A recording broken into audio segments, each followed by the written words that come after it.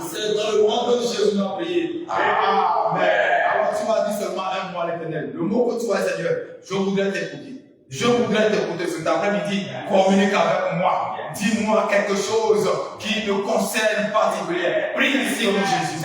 Pendant ce temps, nous demandons, serviteur de Dieu, de prendre la place. Continue de prier. Demande au Seigneur de te communiquer cet après-midi. Demande au Seigneur de communication. Demande au Seigneur. Demande au Seigneur de communiquer cet après-midi. Alléluia.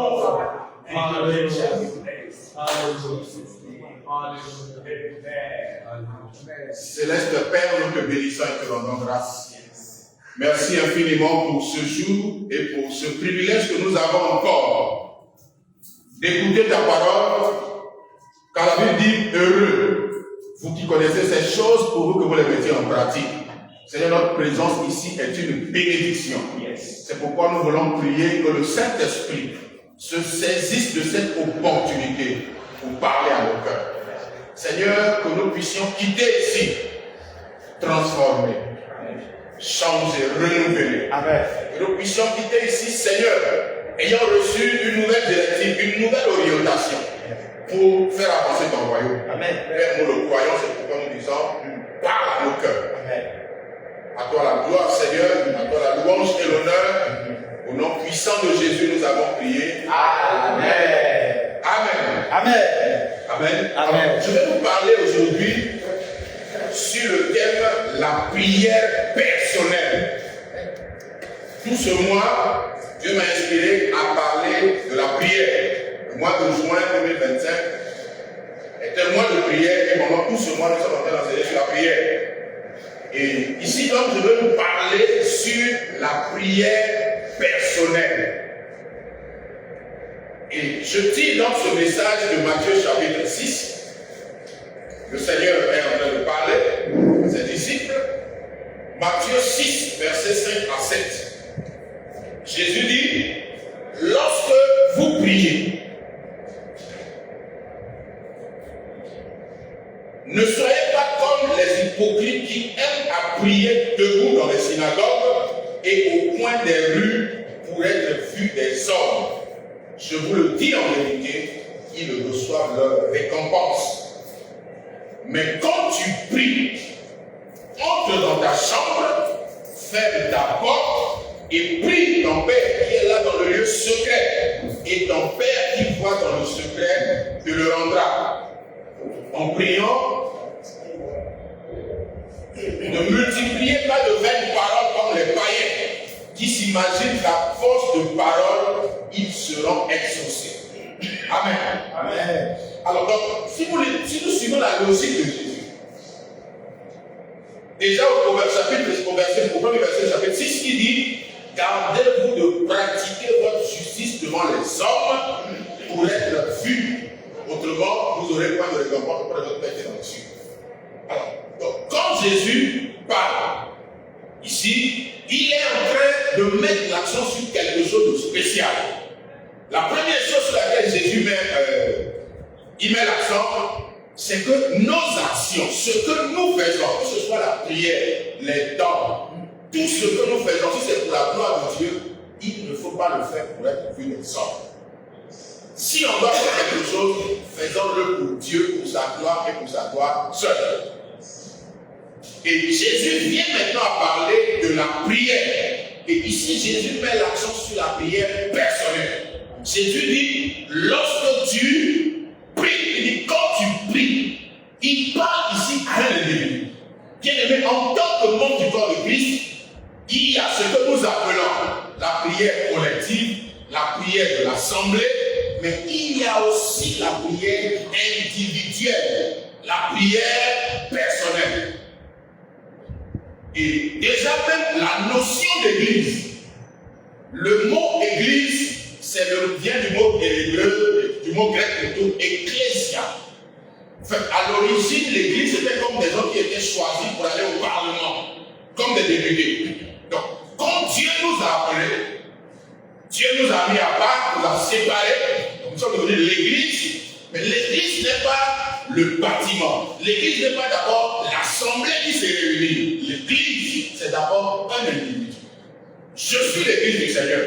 Pourquoi Paul dit, nous sommes le temple de Dieu. Je suis l'église du Seigneur, tu es l'église du Seigneur, et comme des pierres vivantes, quand nous nous mettons ensemble, il y a une force.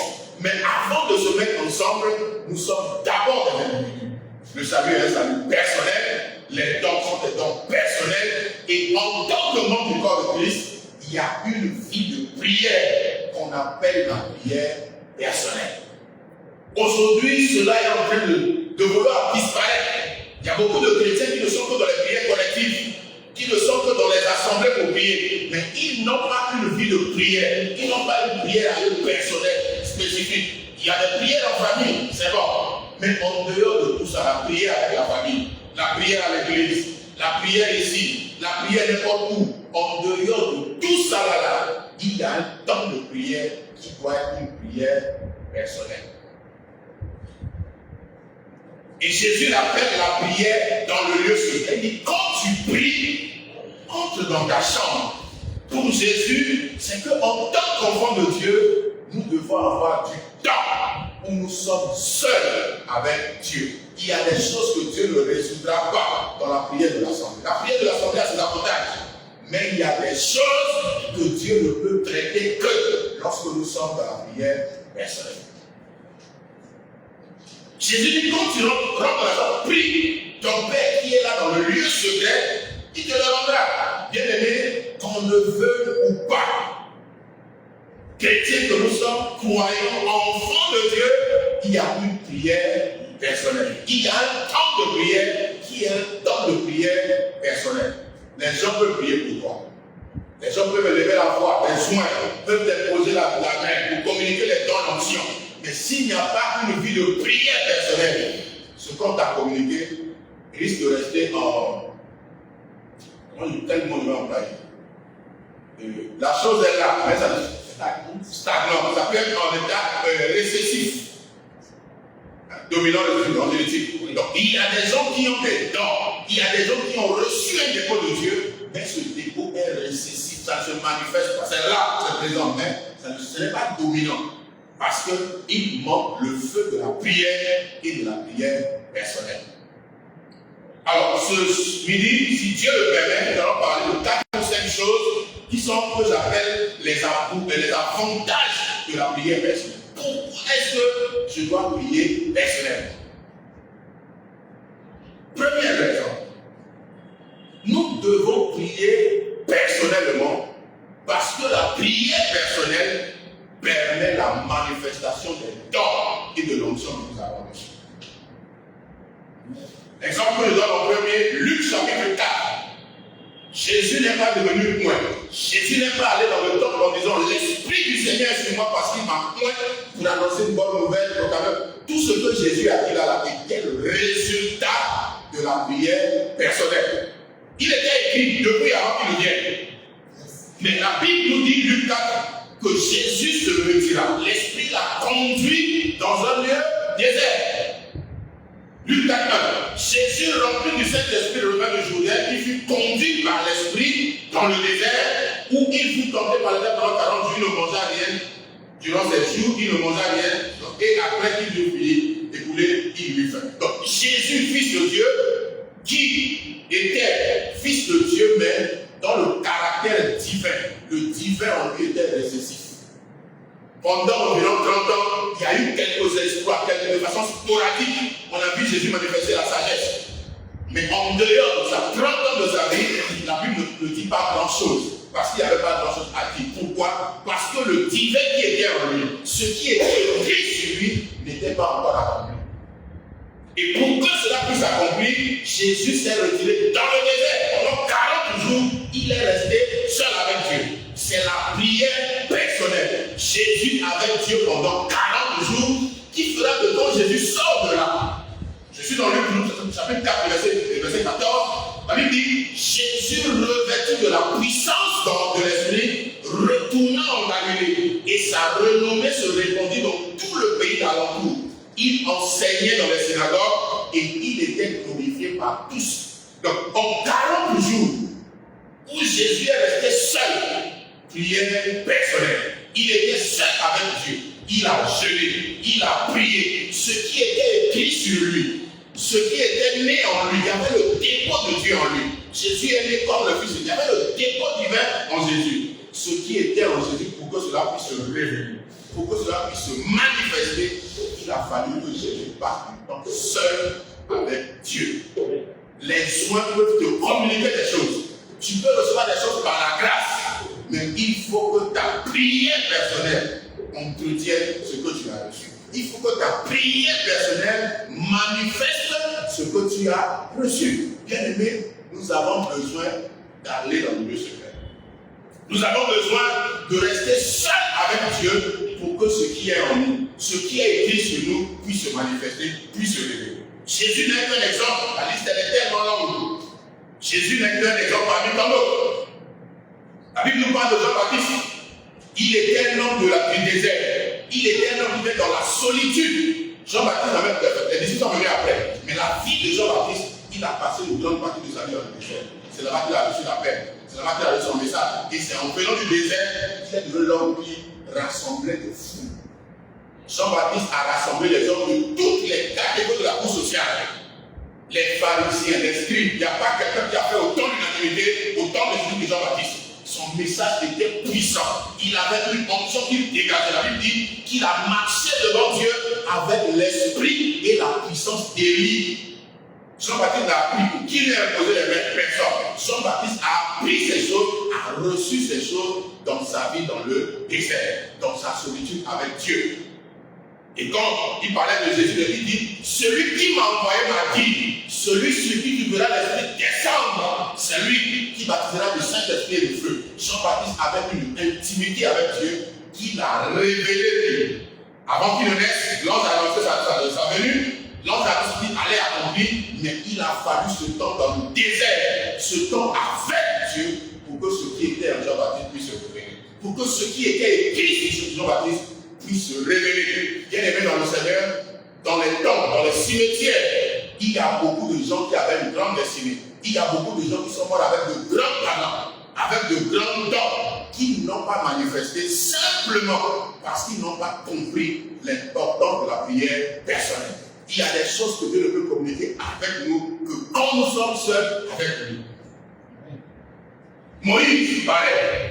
Quand Moïse est allé dans le désert seul, Aaron, Marie et les autres sont restés en bas. Moïse est allé sur la montagne et la Bible dit quand Moïse est sorti de là, personne ne pouvait regarder son visage. La peau de son visage rayonnait. Moïse a rencontré Dieu seul dans le mont Horeb. Et quand chaque fois que Moïse montait sur la montagne, il a mené quelque chose de nouveau. La première fois qu'il est monté 40 jours, il est revenu avec les cartes de l'alliance. Il est encore monté, il est revenu avec la peau de son visage rayonnait. Il est revenu avec la vision du tabernacle. Chaque fois que Moïse restait seul, Moïse manifestait quelque chose de Dieu qui était différent. Moïse, c'est le premier homme que les gens ont vu. Ils ont dit, il ne faut pas le regarder. Son visage rayonnait tellement. Parce que cet homme est resté où? Seul avec Dieu. Il n'était pas le seul appelé. Aaron aussi était appelé. Aaron était appelé souverain sacrificateur. Marie était appelée prophétesse. Ils étaient 3 leaders à conduire le peuple. Mais seul Moïse a fait la différence parce que Moïse était le seul qui allait sur la montagne. Il était le seul qui se retirait, restait seul avec Dieu. C'est ça qui a fait la différence. Bien aimé, si Dieu t'a appelé et tu veux marquer la différence dans le ministère de la paix, ça se passe dans le lieu secret. Ce qu'on voit au public est en réalité le résultat de ce qui se fait dans le secret. Celui qui ne prend pas le temps d'étudier la Bible, qui ne passe pas du temps avec Dieu dans la prière et dans la méditation, ne peut pas être un très bon prédicateur. Ce n'est pas possible. Il peut avoir l'onction, dire de bonnes choses, mais il ne peut pas être un très bon prédicateur parce qu'il n'est pas ancré dans la parole. Il n'a pas pris le temps de s'asseoir pour que Dieu puisse l'enseigner. C'est pourquoi il y a des gens qui ont des dons, mais vous allez voir qu'à certains niveaux, ils sont bancals. Parce qu'ils n'ont pas développé la culture, la présence de Dieu dans ce domaine pour que Dieu puisse les rehausser. Élie était un homme du désert, il était seul. Élie était un homme de la solitude. Et même quand Élie a prié en disant que la pluie ne viendra pas, pour que la pluie tombe, Élie est allé seul sur le mont Carmel. C'est qu'il était seul là. Son serviteur, il envoyait pour dire va voir. Le serviteur ne priait pas, il était en train de marcher. Il faisait le pas élevé. Mais Élie est resté seul sur le mont Carmel. Et les théologiens pensent que dire au serviteur quitte la bas, voir à côté de la mer 7 fois, ça fait l'intervalle de temps entre 6 heures et 18 heures. Donc ça fait 12 heures de temps où Élie est resté seul en train de prier parce qu'il voulait que quelque chose se passe. Il voulait que Dieu puisse se manifester. Et le fait que Élie soit resté seul dans la prière personnelle a déclenché le miracle qui va amener la pluie. Le ciel qui était fermé depuis 3 ans et demi, c'est par la prière personnelle que ce ciel a été débloqué. Bien aimé dans le Seigneur, nous devons prier et prier seul avec Dieu. Je ne mets pas de côté les autres types de prières. Prier dans l'assemblée, c'est quoi les avantages? Mais si nous parlons de la prière personnelle, premier avantage, la prière personnelle permet de manifester ou de révéler ce que Dieu a enfoui en nous. L'onction, les dons, le ministère, l'appel. Deuxième chose, la prière personnelle. Donc la première chose permet de manifester ce que Dieu a mis en nous. La deuxième chose, la prière personnelle permet à Dieu de se révéler à nous. Il y a la révélation de l'assemblée. Un prophète peut avoir un message étonné, mais il y a le fait que Dieu se révèle à nous. Il y a des gens qui connaissent le Dieu de la Bible, qui connaissent le Dieu de l'Église, mais ils ne connaissent pas Dieu personnellement. Il y a des gens qui voient Dieu quand ils sont à l'église, mais personnellement, ils ne connaissent pas Dieu, ils ne connaissent pas les voies de Dieu. Bien aimé, si nous voulons connaître les voies de Dieu, que Dieu se révèle à nous, cela se fait dans la prière personnelle. Et l'exemple que je donne le premier, c'est dans Actes chapitre 9. Je vais parler de Saul de Tarse, que nous allons appeler, que la Bible appelle plus tard Paul. Quand il a rencontré Jésus sur le chemin de Damas, il a perdu la vue. Il passa 3 jours sans voir. Et verset 10 de Acte 9, la Bible dit: Or, il y avait à Damas un disciple nommé Ananias. Le Seigneur lui dit dans une vision, Ananias, il répondit: Me voici, Seigneur. Et le Seigneur lui dit: Lève-toi, va dans la rue qu'on appelle la droite et cherche dans la maison de Judas un nommé Saul de Tarse, car il prie. Et il a vu en vision un homme du nom d'Ananias qui entrait et qui lui imposait les mains afin qu'il recouvrât la vue. Clair comme le cloche. La Bible dit quoi? Il prie. Il ne dit pas qu'il était en train de prier, pas une assemblée en train de prier. Il était en train de prier seul. Et cela venait de se convertir à peine. Il faisait quelques jours, à peine environ 3 jours. Il venait de se convertir, mais il a compris l'importance de la prière personnelle. Est-ce que nos nouveaux convertis comprennent l'importance? Est-ce que nous enseignons aux nouveaux convertis? Tu es converti, venu au Seigneur, mais il faut avoir un temps d'intimité avec Dieu. Déjà, Paul, au début de sa foi, il est allé prier personnellement et Dieu s'est révélé à lui. Il a eu une révélation claire. Dieu lui dit: un certain Ananias dépose, et il est en train de lui poser la main, et il a recouvré la vue.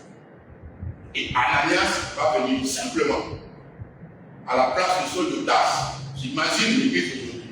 Un homme qui perd la vue, on va chercher les puissamment loin de la ville ou du pays. J'ai vu les gens voyager, faire de longs voyages pour aller rencontrer un homme parce qu'ils avaient un problème. Mais Ananias et le Saul de Tarse avaient un problème sérieux. Il a prié seul et Dieu s'est révélé à lui en lui montrant la solution. Celui qui est venu vers lui pour qu'il puisse recevoir la guérison, parce qu'il ne voyait pas, ce n'était pas un homme connu. Il n'était pas un puissamment point. La Bible l'appelle, il était disciple. quelqu'un qui apprenait au pied du Seigneur. Il était simplement disciple, mais parce que Ananias et Saul a prié, la prière personnelle a amené Dieu à se révéler à lui, pour lui montrer que ce pourquoi il était en train de prier, ce n'était pas très loin, il était juste à côté. Et Ananias était à Damas, il n'était pas loin de là où Saul était en train de prier. Parfois nous prions pour que la solution viendra d'ailleurs.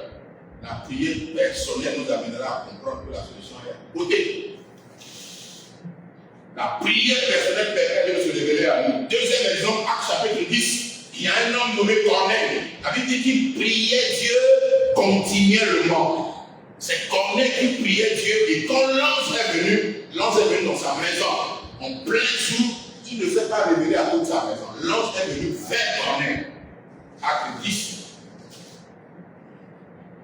Ce temps était Dieu craignait Dieu, verset 3. Vers la 9e heure du jour, il vit clairement dans une vision un ange de Dieu qui entra chez lui et qui lui dit, Corneille, les regards fixés, il dit, et l'ange lui dit, verset 4, tes prières et tes aumônes sont montées vers Dieu et il s'en est souvenu. Il n'a pas dit vos prières, les prières de toute ta maison, il dit tes prières. Dieu s'adresse à un individu, Corneille, qui priait Dieu continuellement. Voulons-nous que Dieu se révèle à nous? Nous devons avoir un temps personnel de prière. Prier en famille, prier à l'église, prier à toute occasion. Mais nous devons avoir aussi un temps pour nous, où nous restons seuls avec Dieu. C'est ce temps-là qui marque en réalité la différence. La vie chrétienne, ce qui marque la différence, c'est ceux qui ont compris l'importance de rester dans la présence de Dieu. Et quand vous voyez la vie de Jésus, c'était cela la vie de Jésus. Il passait beaucoup de temps dans la prière, beaucoup de temps sur la montagne. Jésus était un homme qui aimait la solitude. Il se retirait des disciples, il allait rester seul avec eux. Et quand il sort de là, il revient, il commence à manifester des choses extraordinaires. Troisième chose, la prière personnelle permet à Dieu de nous donner des orientations. En tant qu'individu, nous avons besoin que Dieu nous oriente. Comme serviteurs de Dieu, nous avons besoin que Dieu nous oriente. Et Jésus lui-même, dans Marc chapitre 1, Jésus est venu à Capernaum. Il a prié, il a fait, Dieu l'a utilisé puissamment. Il y a eu des guérisons, des miracles. La belle-mère de Pierre a été guérie. Et quand Jésus, tôt le matin, la ville environnante a appris que Jésus était à Capernaum et qu'il y a eu des signes, des prodiges et des miracles, tout le monde s'est mis à la recherche de Jésus. Marc 1, mais Jésus lui déjà tôt le matin, il s'était retiré pour la prière personnelle.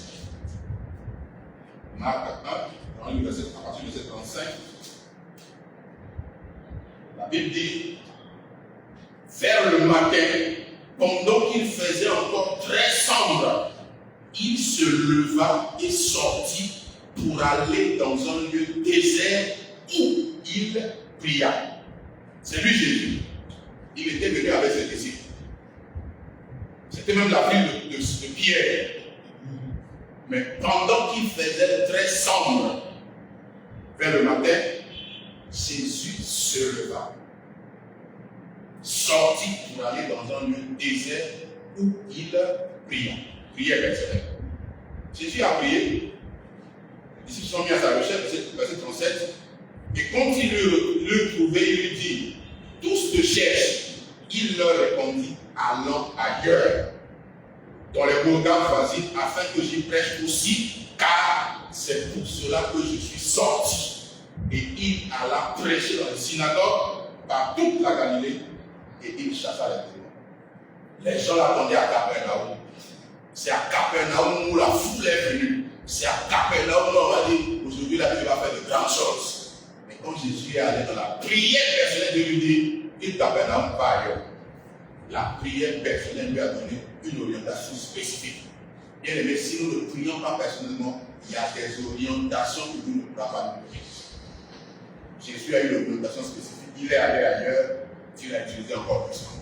Il aurait resté à Capernaum pour prendre la gloire des hommes, que les gens puissent faire son éloge. Depuis savant point est venu ici, il y a eu miracle. Vous pouvez aller à Capernaum pour recevoir les témoignages. Ceux qui sont guéris, ceux qui ont eu miracle, venez faire témoignage. Jésus n'avait pas le temps pour ça. Il a reçu une orientation divine claire qu'il faut aller ailleurs. Il n'est plus retourné à Capernaum, il a continué derrière les disciples. Il est passé dans toute la Galilée, il a prêché, il a guéri les malades, il a chassé les démons. La prière personnelle lui a donné une orientation. On parlait de Solotas, la prière personnelle lui a donné une orientation. L'orientation était que Ananias viendra, il va retrouver la vue. Il était bien orienté quand Ananias est arrivé dans la maison. Il dit, je m'appelle Ananias, là où il était, j'imagine qu'il a tressailli de joie pour dire que mon heure de gloire est arrivée. Ce que Dieu m'a montré est en train de se réaliser. Un Simon-Pierre pouvait venir là, il se prend Simon-Pierre, sur le tas, c'est qu'il est Simon-Pierre puissamment moins, mais rien ne se passera parce que Dieu lui a dit que c'est un certain Ananias. La prière personnelle nous donne des orientations. Et nous en avons besoin pour marcher avec Dieu, pour aller loin avec Dieu. Quatrième chose, la prière personnelle nous permet de nous édifier, de bâtir notre foi. Alors, sur ce point, je vais aller sur un sujet, la prière en langue. Temps de prier sur lequel il y a beaucoup de polémiques autour. Alors, dans 1 Corinthiens 14, verset 2, Paul est clair que celui qui parle en langue s'édifie lui-même. C'est en esprit qu'il dit des mystères. Il ne parle pas aux hommes, il parle à Dieu. C'est en esprit qu'il dit des mystères. Donc, nous retenons la prière en langue, c'est s'édifier. Et le mot édifier veut dire bâtir une maison spirituelle pour la foi. Et si nous venons au verset 14 et 16 de 1 Corinthiens 14 là, vous allez voir que Paul, verset plutôt 18 et 19, Paul dit qu'il parle en langue plus que tous les Corinthiens. Mais ce qui doit attirer notre attention, 1 Corinthiens 14, 18 à 19, il dit, je rends grâce à Dieu de ce que je parle en langue plus que tous. Il parle en langue plus que tous ceux qui étaient là, correct. Mais il dit, mais dans l'église, j'aime mieux dire 5 paroles avec mon intelligence afin d'instruire aussi les autres que 10 000 paroles en langue.